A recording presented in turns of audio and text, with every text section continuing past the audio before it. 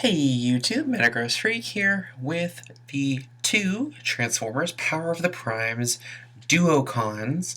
Now, you may remember that I covered very briefly from the Titans Return line the other Duocon, Skytread, aka Flywheels, but this is the other Duocon who, rather than just being a Titan Master with a weapon ship accessory, we have actually two Legends classes that combine into a deluxe class sized Transformer. Unfortunately, Battletrap, the combination of Battleslash and Roadtrap, doesn't have his own alternate mode, or at least his own official alternate mode. However, each of these two robots does have their own alternate mode, and there is a unofficial fan mode that allows you to combine them together into a form that resembles their original mode.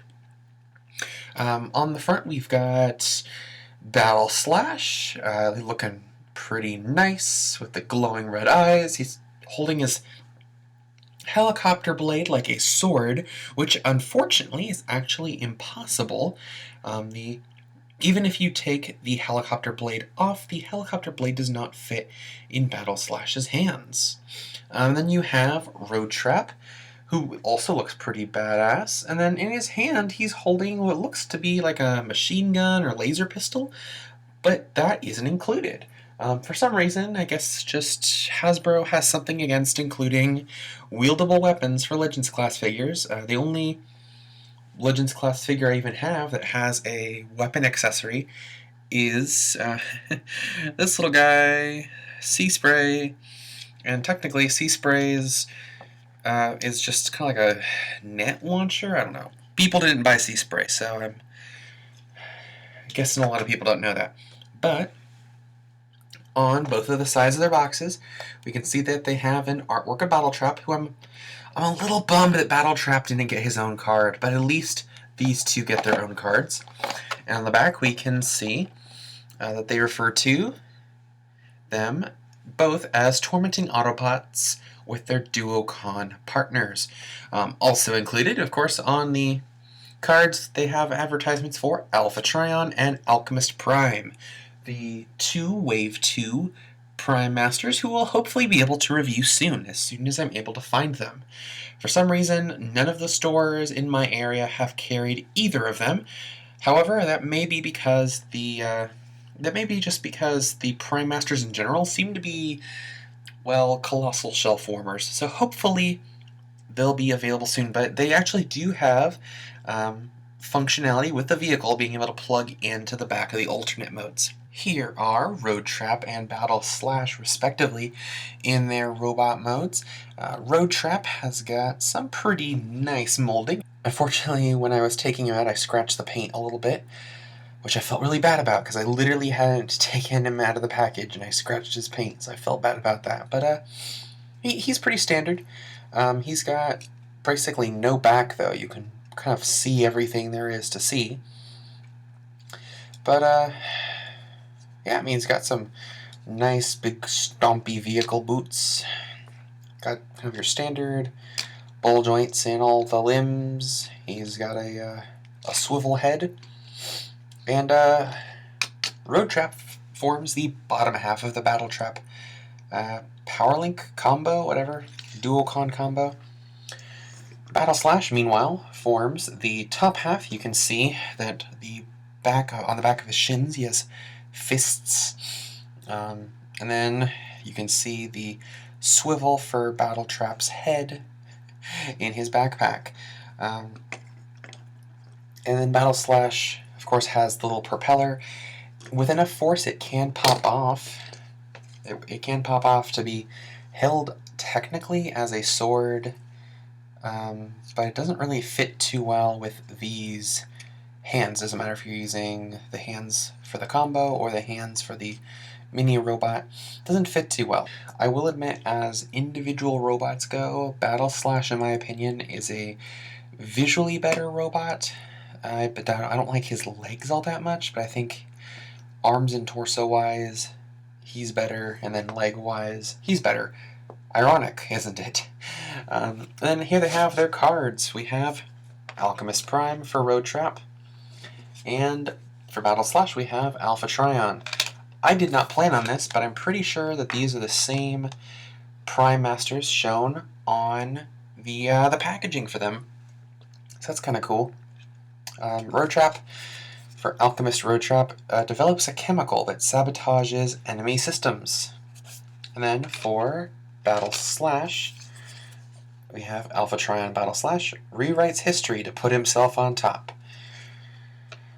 So yeah, we can get a pretty good idea of how the Power of the Primes version of Battleslash is. He wants to be the best that there ever was, and he wants to sabotage people. So I mean, not the most amazing Decepticon bios ever, but you know, pretty good. And then for comparison, I'm gonna move these over. Here is Legends Class Wingspan. You can see that he's roughly about the same size, albeit his color scheme's a lot more... he doesn't have as monochromatic of a color scheme, but he's his own individual character. These two are one half of a character, and each half was turned into a character. So it's interesting. I'm curious to see how they go with the lore for these two. Wow, look at that, bros. A little car and a little helicopter. I mean, this isn't really that great of a helicopter. This is kind of just a meh car, but hey, at least they kind of look what they were going for. Wheels on Roadtrap aren't very smooth. I mean, they do roll, but not well on my counter. But they do roll. Propeller kind of gets stuck on things, but it does turn. It's a very weird looking helicopter, especially with that. The fan mode, which ironically enough relates to the combination, involves taking Roadtrap's head and plugging it like so. Here, I'm going to flip it around. Involves taking Roadtrap's head and plugging him directly into the combiner socket, like so.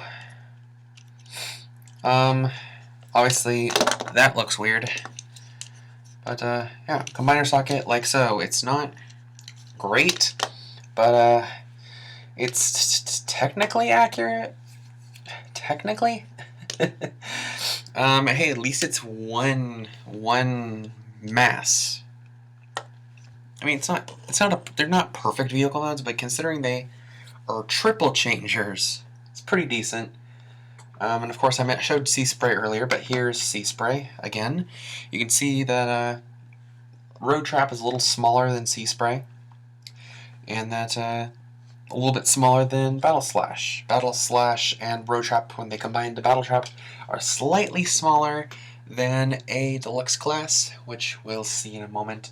And then since I showed Wingspan, I can also show Cloudraker, and you can see that they're a little bit smaller than these. But before I get into this review, I just want to say, nice gams. Look at them. He's just got these big fat legs. It's great. I love it how basically he literally just has half of a car as his legs.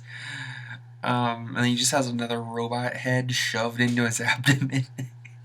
On the bright side, it does give him a lot of waist articulation, which is uncommon for a combiner. He's got ball joints in the hips. Knees do kinda bend, albeit not very well. Yeah, knees do bend, but not very well. Legs are kind of just made for stomping. Of course, we have the double ball joint arms. We have the fists, the big fists. And you could theoretically flip out the helicopter rotors on each hand. to use as like mini saws, kind of like a Blackout or Grindor from the Michael Bay movies. That was kind of cool. Remember that? One interesting note is that on the back, he basically just has the arms folded up into a little backpack. So occasionally, sometimes the friction on the propeller will make it kind of pop out. But you could theoretically do something like this. Let me figure this out first. One moment. If you're really inclined to, you could try flipping the arm from the backpack just out and around to go out on the side to have just kind of this third arm with a propeller sticking out of it. There we go. I mean, you do lose basically all posability in this arm, but at least you now have the propeller saw weapon. It looks really dumb, I know. I just want to draw attention to that head sculpt.